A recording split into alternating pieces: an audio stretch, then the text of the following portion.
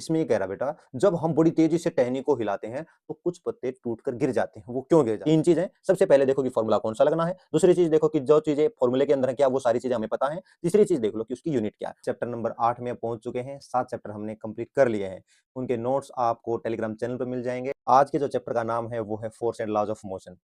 जो हमने पिछले चैप्टर में पढ़ा मोशन, उससे ही आगे हम बढ़ने लग रहे हैं। मोशन में हमने देखा था कि जब हम किसी चीज को एक जगह से दूसरी जगह पर ले जाते हैं, मतलब उसकी पोजीशन में चेंज कर देते हैं किसी टाइम में, तो उसको बोलते थे मोशन। लेकिन अब हम पढ़ेंगे कि उसको एक जगह से दूसरी जगह तक ले जाने में जो फोर्स लगा, उसके नियम क्या है और फोर्स कहते किसे हैं। तो सबसे पहले हमें यही पढ़ना है कि फोर्स किसे कहते हैं, डिफाइन फोर्स। तो आपको कहना है कि फोर्स या तो पुश है या पुल है। हम कहीं पर फोर्स लगा रहे होते हैं, या तो हम उसको धक्का दे रहे होते हैं या उसको खींच रहे होते हैं। दूसरी चीज हम ये देखेंगे कि जो फोर्स है बेटा, उसकी डायरेक्शन बहुत मैटर करती है। आप अगर उसको अपनी तरफ खींच रहे हैं तो वो चीज की जो मूवमेंट है ऑब्जेक्ट की, वो आपकी तरफ होने वाली है। और अगर आप धक्का दे रहे होंगे तो उस ऑब्जेक्ट की जो मूवमेंट है वो आपसे दूर होने वाली है। तो पुश और पुल, इन्हीं को कहा जाता है कि वो फोर्स लगा रहे हैं। That can change it's state of motion और शेप। हम फोर्स लगाकर किसी चीज की शेप को भी चेंज कर सकते हैं और उसकी मोशन को भी चेंज कर सकते हैं। मोशन को चेंज करना बोला है, ये नहीं कहा कि हरदम मोशन में लाना है। हम चीजों को रोकने के लिए भी फोर्स लगाते हैं और चीजों को मूवमेंट दिलवाने के लिए भी फोर्स लगाते हैं। तो उनकी स्टेट ऑफ मोशन में चेंज लाने के लिए जो हम पुश या पुल करते हैं, उसे ही कहते हैं फोर्स। और ये वेक्टर क्वांटिटी है। अभी मैंने बताया कि फोर्स के अंदर केवल मैग्नीट्यूड मैटर नहीं करता है कि आपने कितना फोर्स लगाया, ये भी मैटर करेगा कि आपने फोर्स किस डायरेक्शन में लगाया। इसलिए ये वेक्टर क्वांटिटी भी हो जाती है। अब 2 तरह के फोर्स की बात हम करेंगे अभी। एक है बैलेंस्ड फोर्स, एक है अनबैलेंस्ड फोर्स। अब मैंने बताया ना कि इसमें डायरेक्शन मैटर करती है। तो अगर बैलेंस्ड फोर्स होगा तो होगा क्या कि जिस चीज पर आप फोर्स लगा रहे हो, कोई और चीज भी उस पर वो फोर्स लगा रही होगी और वो इक्वल मैग्नीट्यूड की होगी। मतलब डायरेक्शन अपोजिट होगी लेकिन मैग्नीट्यूड इक्वल होगा। तो आपको बैलेंस फोर्स में लिखना है forces that are equal in magnitude but opposite in direction. तो वो होंगे बैलेंस फोर्स। जैसे कि आप रस्साकसी करते हो, उसके अंदर जब आप खींचते हो तो एक ग्रुप इधर खींचता है, दूसरा ग्रुप इधर खींचता है। अगर दोनों ने इक्वल मैग्नीट्यूड में फोर्स लगाया है लेकिन अपोजिट डायरेक्शन में लगाया है, तो उस टाइम पर जो रस्सी होगी वो रोप बैलेंस्ड फॉर्म में होगी, ना तो वो उधर जा रही होगी ना उधर। लेकिन जैसे ही एक तरफ में जो फोर्स है ज्यादा हो जाता है तो वो अपनी तरफ खींच लेता है। मतलब दूसरी तरफ का जो मैग्नीट्यूड है फोर्स का वो कम हो गया है और इधर की वाली साइड में फोर्स ज्यादा हो गया, जिसके कारण इस साइड वाली जो टीम है वो जीत जाती है। उस पॉइंट ऑफ टाइम पर हम कहेंगे कि ये अनबैलेंस्ड फोर्स है। अब ये अनबैलेंस्ड फोर्स जरूरी नहीं है बेटा कि ऑपोजिट डायरेक्शन में लगे दोनों फोर्स। ये हो सकता है कि दोनों ही सेम डायरेक्शन में लगने लग रहे हैं। जब हम सेम डायरेक्शन में लगाएंगे तो भी हम अनबैलेंस्ड फोर्स लगा रहे हैं। उस अनबैलेंस्ड फोर्स के कारण क्या होती है, मूवमेंट होती है। तो इसके कारण क्या हुआ, एक्सेलरेशन हुआ। तो बैलेंस फोर्स में लिखना है डू नॉट चेंज मोशन, और अनबैलेंस्ड फोर्स में लिखना है कि इसके कारण एक्सेलरेशन होता है, वेलोसिटी घटती है या फिर बढ़ती है। अब हमें देखना है कि इन मोशन के कोई नियम होते हैं क्या। तो इसके लिए न्यूटन ने 3 नियम दिए। तो न्यूटन का जो पहला लॉ था मोशन के रिगार्डिंग, वो ये कहता था कि कोई चीज जब तक उसके ऊपर एक्सटर्नल फोर्स नहीं लगाया जाएगा तब तक, अगर वो चीज पहले रेस्ट में थी तो वो रेस्ट में रहेगी, लेकिन अगर वो चल रही है तो वो चलती ही रहेगी, वो कभी रुकेगी नहीं। जैसे एक ग्राउंड है, ग्राउंड में अगर एक बॉल पड़ी हुई है यहाँ पे, तो ये अपनी रेस्ट पोजीशन में रहेगी क्योंकि एक्सटर्नल फोर्स नहीं लगाया। लेकिन जैसे ही कोई बैट से या किसी और चीज से इस पर फोर्स लगाया जाता है, तब ये तुरंत मोशन में आ जाती है। तो इसका मतलब क्या है कि किसी भी चीज को मोशन में लाने के लिए भी हमें किसकी जरूरत पड़ेगी, एक्सटर्नल फोर्स की।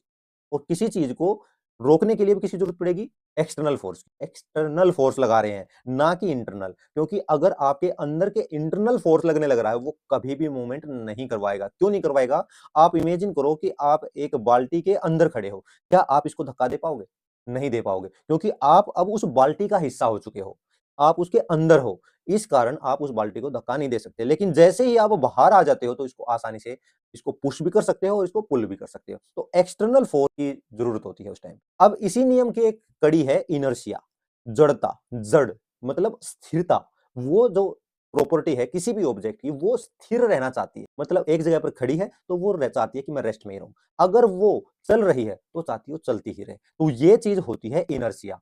तो इनर्शिया में क्या आएगा कि inertia is the resistance to change in motion. जो उसका मोशन है उसमें, उस स्टेट में वो परिवर्तन नहीं लाना चाहती, उसे कहा जाता है इनर्शिया। और मास क्या होता है, मास होता है जिसका जितना ज्यादा मास उतना उसके अंदर रेजिस्टेंस करने की ताकत। मतलब जिसके पास ज्यादा ताकत है वो उतना ही विरोध कर सकता है।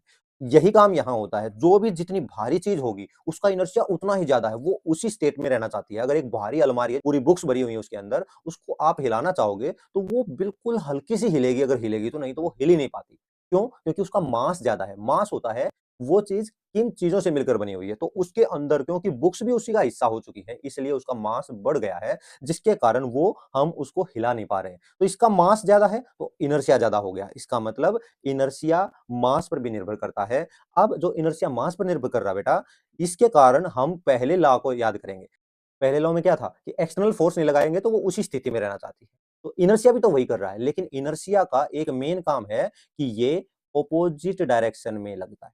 ऑपोजिट डायरेक्शन मतलब अगर आप फोर्स को इस साइड लगाओगे तो इनर्शिया लगेगा दूसरी तरफ।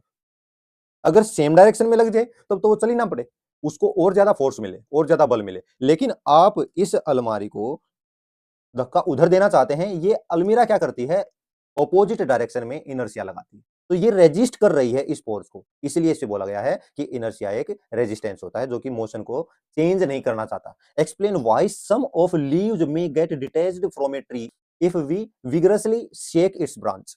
इसमें ये कह रहा बेटा, जब हम बड़ी तेजी से टहनी को हिलाते हैं तो कुछ पत्ते टूटकर गिर जाते हैं। वो क्यों गिर जाते हैं? यही जड़ता के नियम के कारण, फर्स्ट लॉ ऑफ मोशन के कारण। क्योंकि जो ब्रांच है वो पहले रेस्ट में थी, पत्ते भी रेस्ट में थे। जब हमने टहनी को बड़ी जोर जोर से हिलाया तो उस टाइम पर टहनी तो हिली, लेकिन पत्ते अपनी स्टेट को चेंज नहीं करना चाहते, वो मूवमेंट में नहीं आना चाहते थे। लेकिन उसके हिलाने के कारण जो पत्ते हैं वो तो उसी जगह पर रह गए, और जो टहनियां हैं वो हिलने लग गई, जिसके कारण वो वहां पर रुक नहीं पाए और वो टूटकर नीचे गिर गए। जब हम किसी पेड़ की शाखा को तेजी से हिलाते हैं तो शाखा तो हिलने लगती है, लेकिन पत्तियां अपनी जगह स्थिर रहने की कोशिश करती हैं। यह जड़ता के कारण है, यानी इनर्शिया के कारण है, जिसे न्यूटन का प्रथम नियम कहते हैं। शाखा के अचानक हिलने से पत्तियों पर एक बल लगता है, जिससे वे शाखा से अलग होकर गिर जाती है। ये क्वेश्चन का आंसर मैंने पहले आपको बता दिया। ये मैंने लिखा इसलिए है ताकि आपको ये पता लगे कि हमें लिखना भी वही होता है जो हम समझ रहे हैं, जो हम सोच रहे हैं। कोई यहाँ पर आपको याद करने की जरूरत नहीं है, केवल कंसेप्ट समझने की जरूरत है। इसकी बजाय कोई और क्वेश्चन भी आ जाए जिसमें फर्स्ट लॉ ऑफ मोशन लगे या फिर लॉ ऑफ इनर्शिया लगे, तो आप तुरंत उस चीज का आंसर दे सकते हैं, और जो आप सोच रहे हैं उसी तरीके से आप लिख कर दे दें। इंग्लिश में यहाँ दे दिया मैंने, लिख दिया है, और हिंदी में मैंने यहाँ लिख दिया है। तो डरने की जरूरत नहीं है बेटा, अपने डर को भगाओ और लिख कर दिखाओ। अगला क्वेश्चन देखो, सेम कॉन्सेप्ट के ऊपर ही है। Why do you fall in forward direction when a moving bus brakes to a stop. जैसे स्टॉप आता है, बस पे ब्रेक लगता है, ब्रेक लगते ही आप एकदम से आगे हो जाते हो। लेकिन जैसे ही वो वापस से चलने लगती है बस, तो आपका जो बॉडी है वो पीछे की तरफ जाती है। ऐसा क्यों होता है? वही रीजन यहाँ पर है कि आपकी बॉडी उसी स्टेट ऑफ मोशन में रहना चाहती है जैसे में पहले थी। जब बस चलती जा रही थी तो आपकी बॉडी उसके साथ साथ मूवमेंट करने लग रही थी, उसके साथ साथ चलती जा रही थी। तो जब ब्रेक लगे तो जो उसका फ्लोर था वो तो रुक गया, लेकिन आपकी बॉडी तब भी मोशन में रहना चाहती थी। तो वो जो मोशन में रहना है वो इनर्शिया के कारण था, वो फर्स्ट लॉ ऑफ मोशन के कारण था। लेकिन जब वो रुकी तो थोड़ी देर के बाद में उसको जो एक्सटर्नल फोर्स बाहर से मिलने लग रहा था वो मिलना बंद हो गया, जिसके कारण वो वापस से अपनी स्टेट पर आ गई।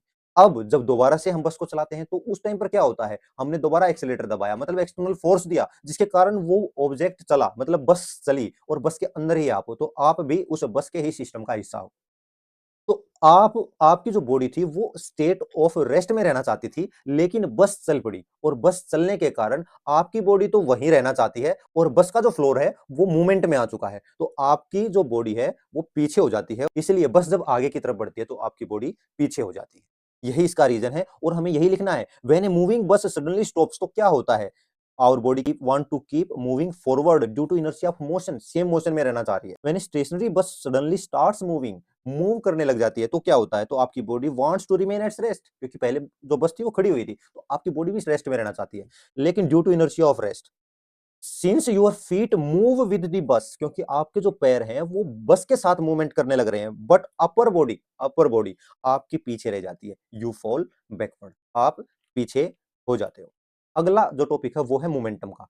अब जब मोशन हो रहा है, जब एक चीज आगे बढ़ रही है, तो उस पर हमने ये देखा कि जब हम एक सेम फोर्स लगा रहे हैं एक छोटी बॉल पर, और वही फोर्स हम गाड़ी पर लगा रहे हैं, तो गाड़ी में तो कोई मोमेंटम नहीं आया, मतलब उसकी तो जो मोशन में वो नहीं आई, लेकिन बॉल बहुत आगे तक चली गई सेम फोर्स लगाने पर। तो क्या बात हुई बेटा कि फोर्स किस पर डिपेंड कर रहा है? फोर्स वेलोसिटी पर तो डिपेंड कर ही रहा है, साथ-साथ वो चीज का मास कितना है जिस पर हम फोर्स लगा रहे हैं उस पर भी डिपेंड करने लग रहा है। इतना जैसे यहाँ पर कार का मास ज्यादा था और बॉल का मास कम था, तो हमने सेम फोर्स लगाया लेकिन फिर भी हम एक तरह का मोमेंटम दोनों में नहीं देख पाते। तो मोमेंटम का जो डेफिनेशन है वो क्या आ जाएगी? Product of its mass and velocity.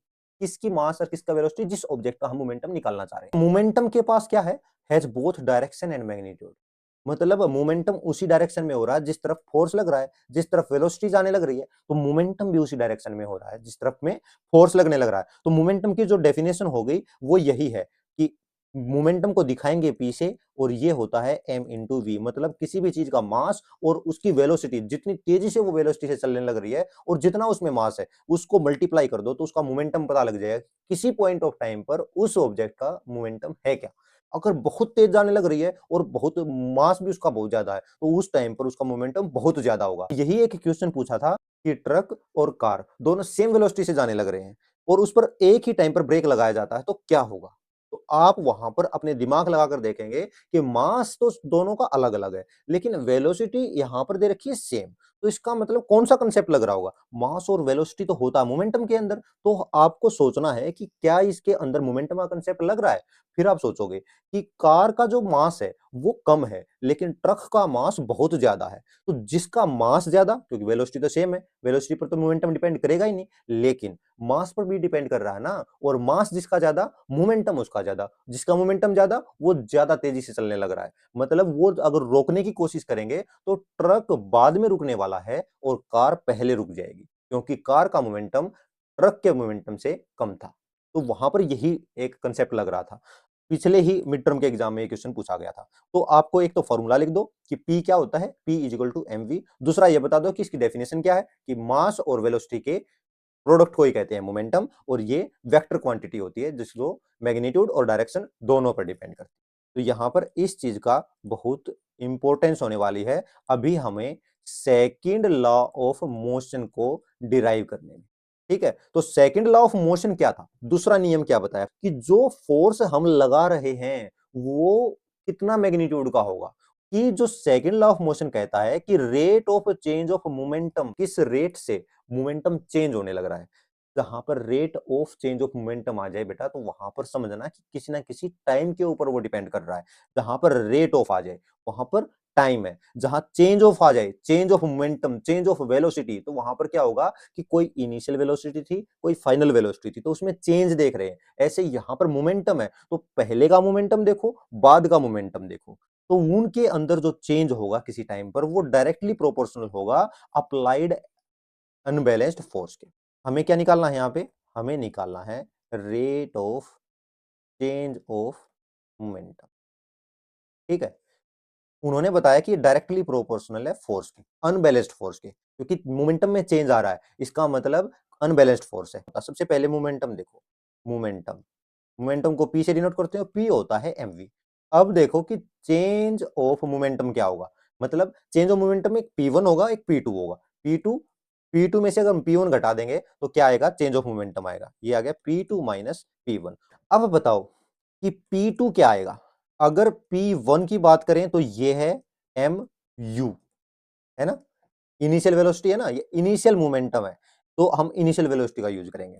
अगर मैं P2 की बात करूं तो ये फाइनल मोमेंटम की बात कर रहे हैं, तो यहां पर जो मास इनटू वेलोसिटी है तो यहां पर हम बात करें फाइनल वेलोसिटी की। तो अगर मैं P2 में से P1 घटाऊंगा तो mv माइनस mu कर रहा हूं ना, तो यहां पर m कॉमन कर दो और v माइनस u कर दो। अब इसके आगे बात करें rate of change of momentum पूरे की, जो हमें निकालना है rate of change of momentum, तो क्या करना है? अपॉन में टाइम कर दो बस, M V minus U upon T. अब पी की जगह पर हम क्या रख सकते हैं?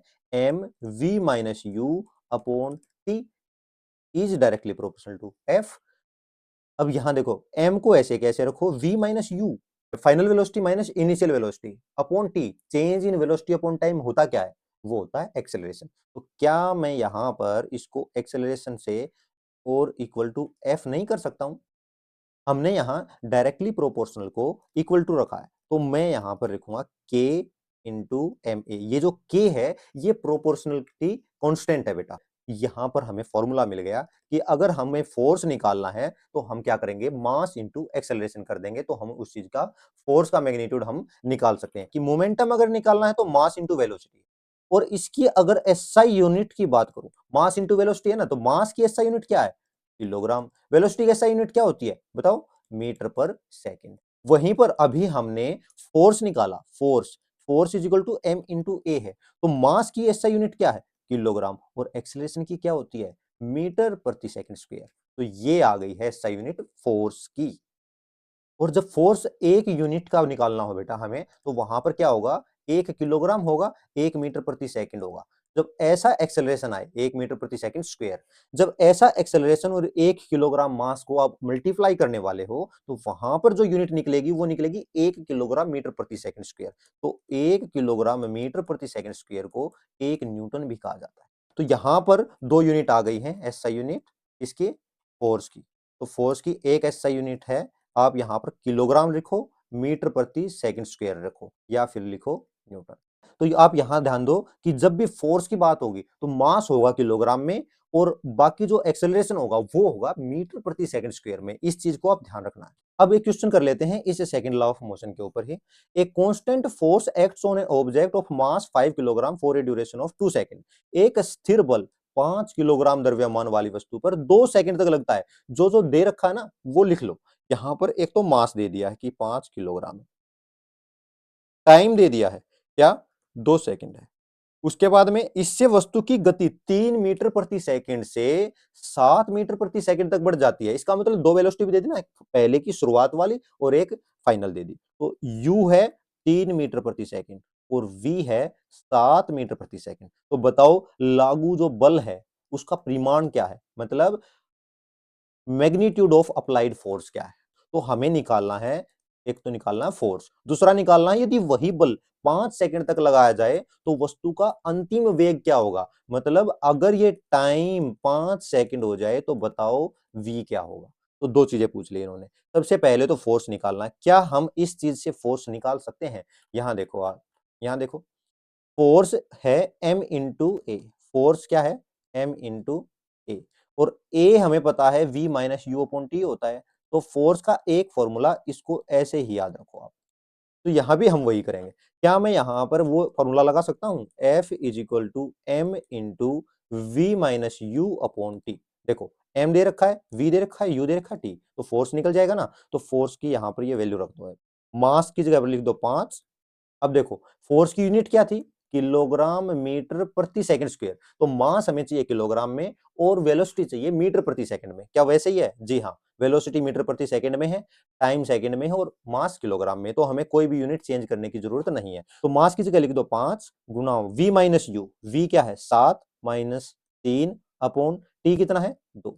बस आपका आंसर निकल जाएगा। न्यूमेरिकल्स में वही जोड़ घटा गुना भाग है, सिर्फ आपको थोड़ा सा एक पेंच मिलेगा कि कौन सा फॉर्मूला लगने वाला है, और वो जो फॉर्मूले की डिमांड है कि उसमें किस किस चीज की जरूरत पड़ने वाली है उसको देख लो कि कहां कहां लिखा हुआ है। उसके अलावा एक यूनिट देख लो। तीन चीजें, सबसे पहले देखो कि फॉर्मूला कौन सा लगना है, दूसरी चीज देखो कि जो चीजें फॉर्मूले के अंदर है क्या वो सारी चीजें हमें पता है, तीसरी चीज देख लो कि उसकी यूनिट क्या है, और उसके जमा घटा गुना भाग करके आंसर निकल जाएगा। अब देखो क्या ये सवाल मुश्किल है, तो 5 को करो गुना 7 माइनस 3। सबसे पहले ब्रैकेट खोलेंगे, 7 में से 3 गए 4, 4 बटा 2, तो फिर हम भाग करेंगे। आपको याद होगा बोर्ड मास का नियम, 5 गुना 2 तो आ गया 10। लेकिन 10 क्या आया है, किलोग्राम मीटर प्रति सेकंड स्क्वायर लिखो, या फिर लिखो 10 न्यूटन। ठीक है। लेकिन क्या हमें एक ही चीज निकालनी है, नहीं, हमें दूसरी चीज और भी निकालनी है। क्या निकालनी है, हमें निकालना है कि अगर ये टाइम 5 सेकंड हो जाए तो आप बताओ कि इसकी फाइनल वेलोसिटी क्या होगी। F is equal to M into V minus U upon T, और टी की जगह अब हम रखेंगे 5, F की जगह रखेंगे हम 10, मास वही है, V हमें निकालना है, U में कोई भी चेंज नहीं होगा क्योंकि स्टार्टिंग पॉइंट तो एक ही है ना। 5 सेकंड के बाद में फाइनल वेलोसिटी निकलेगी, लेकिन स्टार्टिंग की वेलोसिटी सेम रहेगी जो पहले थी। दोबारा लिख देता हूं, F is equal to M into V minus U upon T. तो सबसे पहले तो मैं क्या करूंगा, इस टी को उधर ले जाऊंगा, एफ टी, इस m को नीचे ले जाऊंगा, एफ टी बाई एम, और v माइनस यू। अब हमें रखना है केवल v रखना है, u को भी दूसरी तरफ भेजना है। तो हम क्या करेंगे, F T upon M plus U equal to, क्या ये फॉर्मूला लग गया है ना, इस फॉर्मूले से हम ये कर सकते हैं। दूसरा तरीका एक और भी था। दूसरा तरीका क्या है, हमें एक इक्वेशन पता है v is equal to U plus A T, इससे भी आसानी से निकल जाएगा। ए ऐसे निकल सकता ना, एफ इज इक्वल टू क्या था, एम ए। तो यहां से ए अगर निकालना है तो ए क्या आएगा, एफ बाई एम। तो एक्सेलरेशन की जगह पर हम एफ बाई एम लिख सकते हैं ना, तो यही लिखा है मैंने, F by M into T, U plus A T ही लिखा है यहाँ पर। लेकिन हमने इसी एक ही फॉर्मूले को याद किया और इसी को हमने डिराइव कर दिया दूसरे यूनिट के लिए। यहां पर अब v निकालना है तो यहां सब कुछ यूनिट रख दो, f की जगह रख दो 10, और टाइम अब की बार कह रहे हैं कि अगर 5 सेकंड हो जाए तो क्या होगा, 5, मास वही रहेगा 5 किलोग्राम, प्लस u कितना दे रखा है, इनिशियल वेलोसिटी। इनिशियल वेलोसिटी देखो यहाँ पे u दे रखा है 3 मीटर प्रति सेकंड, तो यहां लिख दो 3 और v निकाल दो बेटा।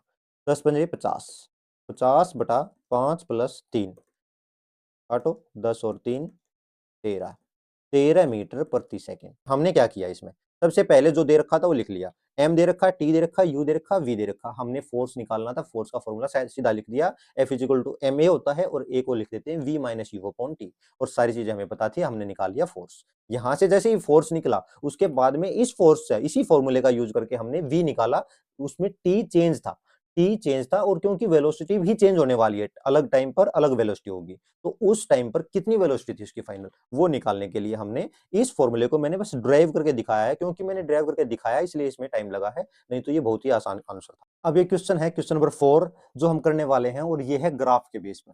आप इसको देखकर लगेगा आपको कि बहुत ही मुश्किल है, लेकिन अगर आपको कंसेप्ट आता है तो आपके लिए बहुत आसान है। अब ये इसको करना कैसे है आपको ये समझना है। हमें दो चीजें दे रखी है, एक तो वेलोसिटी और एक है टाइम। वेलोसिटी है सेंटीमीटर प्रति सेकंड में और टाइम है सेकंड के अंदर। तो आपको इसके अंदर ये देखना है कि पोल क्या रखा है। सबसे पहले तो जो दे रखा है वो लिख लेता हूं मैं। वेलोसिटी दे रखी है 20 और टाइम दे रखा है 10 पे, लेकिन हमें ये देखना है कि क्या इनिशियल और फाइनल वेलोसिटी का कोई चक्कर तो नहीं है। तो हम पढ़ लेते हैं पहले क्वेश्चन। एक 20 ग्राम द्रव्यमान वाली गेंद का वेलोसिटी टाइम ग्राफ एक लंबे टेबल पर सीधी रेखा में गति करते हुए दिया गया है। टेबल गेंद पर कितना बल लगाए कि वह रुक जाए। टेबल, ये है टेबल, इस पर कितना बल लगाए कि यहां आने के बाद ये रुक जाए। अब ये रुकने वाली है, कहां से, इसका मतलब चलेगी यहां से चलेगी, नीचे आकर यहां रुक जाएगी। इसका मतलब एक इनिशियल वेलोसिटी है और एक है फाइनल वेलोसिटी। इनिशियल वेलोसिटी दे रखी है 20 सेंटीमीटर प्रति सेकंड, और फाइनल वेलोसिटी कितनी है, रेस्ट पे आने वाली है, तो 0 सेंटीमीटर प्रति सेकंड ये दे रखा है। दूसरी एक चीज दे रखी है इन्होंने, मास दे रखा है कितना, 20 ग्राम। अब यहां पर देखो यूनिट देखो, यहाँ 20 ग्राम, और हमें निकालना है कि फोर्स कितना लगा। तो यहां हमें पता है कि फोर्स की यूनिट होती है किलोग्राम मीटर प्रति सेकंड स्क्वायर। तो यहां पर हम पहले तो देखेंगे कि मास को भी हमें चेंज करना पड़ेगा, दूसरा हमें वेलोसिटी की भी यूनिट को चेंज करना पड़ेगा, लेकिन हम अभी नहीं कर रहे हैं। सबसे पहले हमें ये देखना है कि हमें निकालना क्या, हमें निकालना है फोर्स, और फोर्स का फॉर्मूला होता है m इंटू ए। तो हमें दो चीजों का पता होना जरूरी है, एक मास और एक एक्सेलरेशन। क्या हमें मास का पता है, हाँ पता है, मास में दे रखा है 20 ग्राम, इसको हम किलोग्राम में करने के लिए 1000 से डिवाइड कर देंगे। क्या हमें एक्सेलरेशन का पता है, एक्सेलरेशन का डायरेक्ट नहीं पता, लेकिन एक्सेलरेशन का फॉर्मूला तो हमें पता है ना, हम फॉर्मूला रख देंगे यहाँ, v minus U upon T. अब देखो v कितना दे रखा है, फाइनल वेलोसिटी कितनी है, वो है 0, माइनस u कितना दे रखा है, वो दे रखा है 20 सेंटीमीटर प्रति सेकंड, अपॉन टाइम कितना है, वो दे रखा है 10 सेकंड, तो यहाँ लिख देंगे 10। तो यहाँ आ गया -20 अपॉन 10, -2 सेंटीमीटर प्रति सेकंड। अब हम इसको मीटर में बनाएंगे, यहां जो माइनस है, -2 अपॉन 100 मीटर प्रति सेकंड। तो इसको क्या लिख सकते हैं बेटा, -0.02 मीटर प्रति सेकंड। 02 क्यों, क्योंकि बीच नीचे 2 जीरो थी, ठीक है। अब यहां जो माइनस का साइन है, इसका मतलब ये है कि एक्सेलरेशन नेगेटिव में है, इसका मतलब रिटार्डेशन की बात हो रही है, वो जो चीज उसकी जो वेलोसिटी है आगे चलकर कम होने वाली है। तो यहां पर ये माइनस साइन नेगेटिव एक्सेलरेशन को दिखाता है।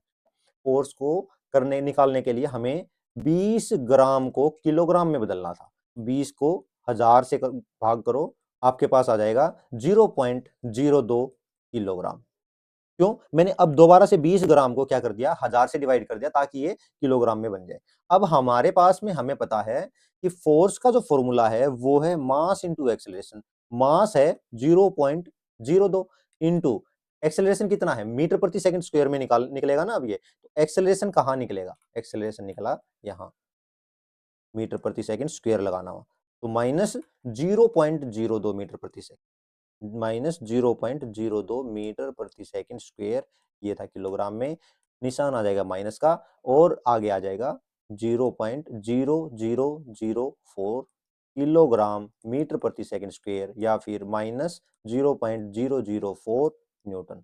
ये आ गया बेटा आपका, इतना फोर्स उसमें लगाएगी जिसके कारण वो चीज आगे चलकर रुक जाएगा। अब कर लेते हैं third law of motion. Third law of motion का मतलब क्या कहता है कि for every action there is equal and opposite reaction. ये कहता है कि हम जहां भी फोर्स लगाएंगे वहां पर इक्वल लगेगा इसका एक तो मैग्नीट्यूड, मतलब अगर किसी चीज पर हम 5 न्यूटन का फोर्स लगा रहे हैं तो वो चीज भी हमारे ऊपर 5 न्यूटन का फोर्स लगाने वाली है। मैग्नीट्यूड है बेटा, फोर्स का मैग्नीट्यूड तो सेम रहेगा, लेकिन इसका मतलब ये नहीं है कि वो उतनी ही तेजी से मूवमेंट करने वाला है, दोनों ही बराबर से। जैसे अगर एक गन है और गन के अंदर एक कोई बुलेट है, बुलेट की कितनी तेज स्पीड होती है, लेकिन क्या सेम स्पीड उस गन की भी होती है? मतलब बुलेट उधर जा रही है, फोर्स इधर भी लग रहा है, ऑपोजिट फोर्स भी लग रहा है।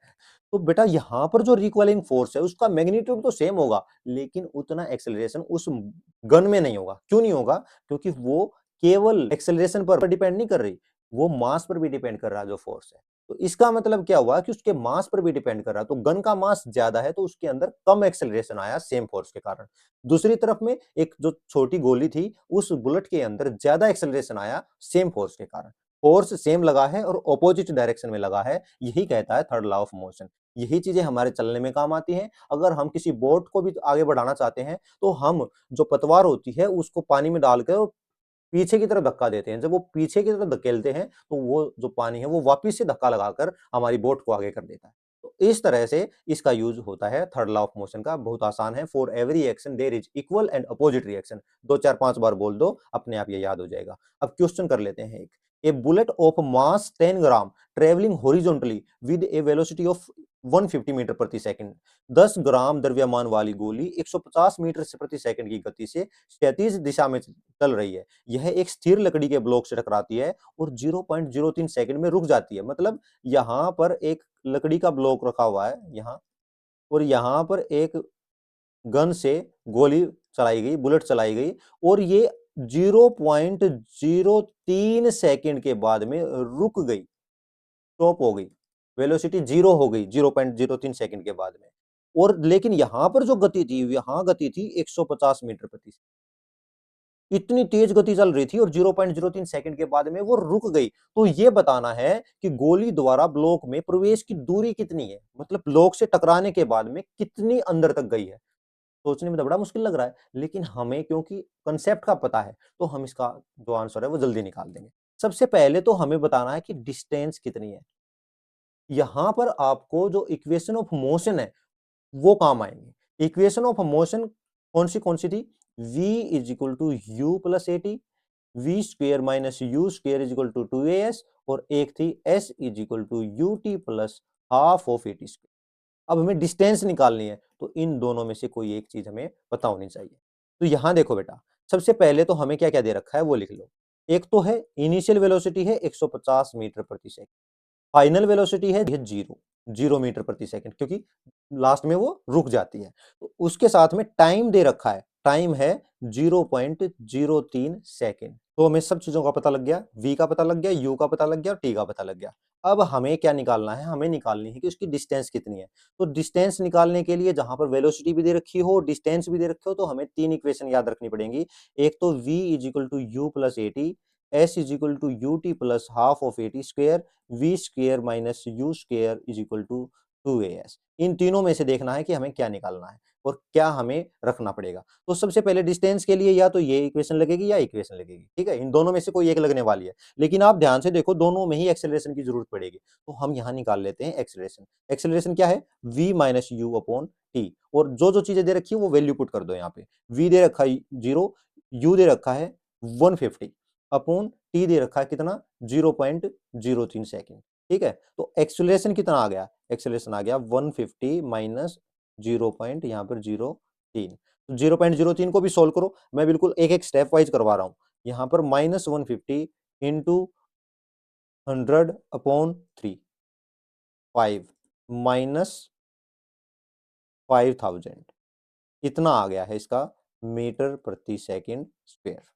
मीटर प्रति सेकंड है या सेंटीमीटर प्रति सेकंड है? यहाँ पर क्योंकि वेलोसिटी मीटर प्रति सेकंड में है तो एक्सेलरेशन मीटर प्रति सेकंड स्क्वायर में निकलेगा। तो एक्सेलरेशन का लग गया है पता। ये है माइनस, माइनस क्योंकि बाद में जाकर वो रुकने वाली है। अब अगला क्वेश्चन है कि फोर्स निकालना है। फोर्स में और आसान हो गया, force is equal to mass into acceleration. यहाँ मास देखो कितना दे रखा है, मास किसका? बुलेट का। मास था 10 ग्राम, मास था 10 ग्राम। 10 ग्राम को भी हम 1000 से डिवाइड कर देंगे ताकि ये किलोग्राम में हो जाए। 0 से 0 काटो और a को रख दो -5000। 2 0 से 2 0 गई तो आ गया -50 किलोग्राम मीटर प्रति सेकंड स्क्वायर या फिर -50। ये माइनस का साइन यही दिखाता है एक्सेलरेशन माइनस में है। एक्सेलरेशन माइनस में है तो फोर्स भी माइनस में आ जाएगा। अगला क्वेश्चन देखो, an object of mass 100 kilogram is accelerated uniformly from a velocity of 5 metre प्रति सेकंड टू 8 मीटर प्रति सेकंड इन 6 सेकंड। जो जो दे रखा है वो लिख दो। पहले में क्या दे रखा है? मास दे रखा है तो मास लिख दिया 100 किलोग्राम। आपको सिर्फ मैं समझा रहा हूं कि कैसे आप न्यूमेरिकल को सोल्व करोगे।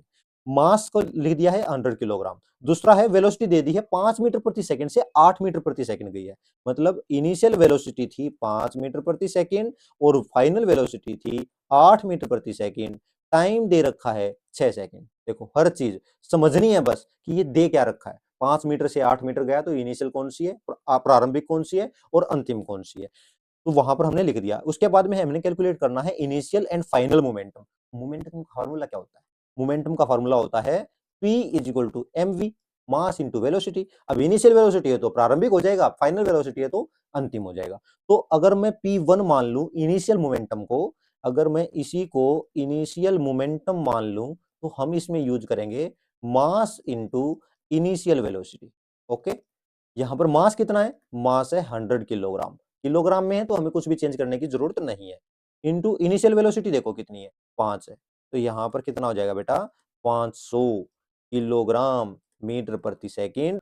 यहां पर कैसे पता लगा कि 5 मीटर प्रति सेकंड है? यहां देखो तो किलोग्राम मीटर प्रति सेकंड, क्योंकि इसकी एसआई यूनिट भी मीटर प्रति सेकंड, किलोग्राम मीटर प्रति सेकंड होती है। अब करो P2। P2 है फाइनल मोमेंटम, अंतिम मोमेंटम। ठीक है, इसमें देखो इसका कैसे निकालोगे? तो इसको मास इंटू फाइनल वेलोसिटी। मास कितना है? मास फिर से 100 किलोग्राम है और फाइनल वेलोसिटी कितनी थी? 8 मीटर प्रति सेकंड। यहाँ देखो 8 मीटर प्रति सेकंड। तो यहाँ पर इसको गुना कर दो 8 से, तो यहाँ आ जाएगा 800 किलोग्राम मीटर प्रति सेकंड। क्या कुछ और भी निकालना है? मैंने निकाल दिया है। इनिशियल मोमेंटम निकल गया है, फाइनल मोमेंटम निकल गया है, प्रारंभिक गतिमात्रक निकल गया है, अंतिम गतिमात्रक निकल गया। अब निकालना है बल का परिमाण। परिमाण कैसे निकलेगा? परिमाण के लिए क्या था बेटा? फोर्स को फॉर्म कैसे निकाले थे? फोर्स था मास इंटू एक्सेलरेशन।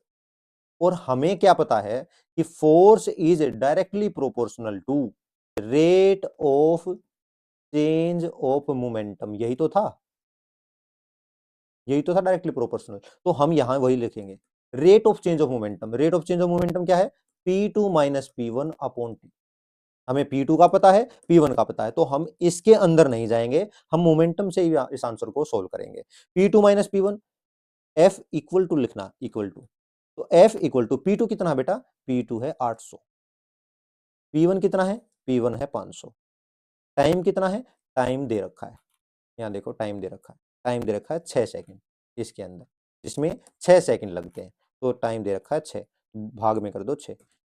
300 अपॉन 6 आ गया है 50 और 50 आया है न्यूटन, क्योंकि हम निकाल रहे हैं force. Force is equal to 50 newton. Answer हो गया। ठीक है, इसी के साथ हमने आज के इस चैप्टर को भी कंप्लीट कर लिया है। आप कमेंट सेक्शन में अपनी कोई भी अगर सुझाव है आपको वो देना है तो आप दे सकते हैं। टेलीग्राम चैनल पर इसके नोट्स लेकर और लास्ट वाले दिन इसको अच्छे से रिवाइज करके चले जाना। अच्छे नंबर आने वाले हैं, मुझे पता है आप मेहनत कर रहे हो। Thank you very much. मिलते हैं नेक्स्ट वीडियो में जल्द ही। जय हिंद, जय भारत।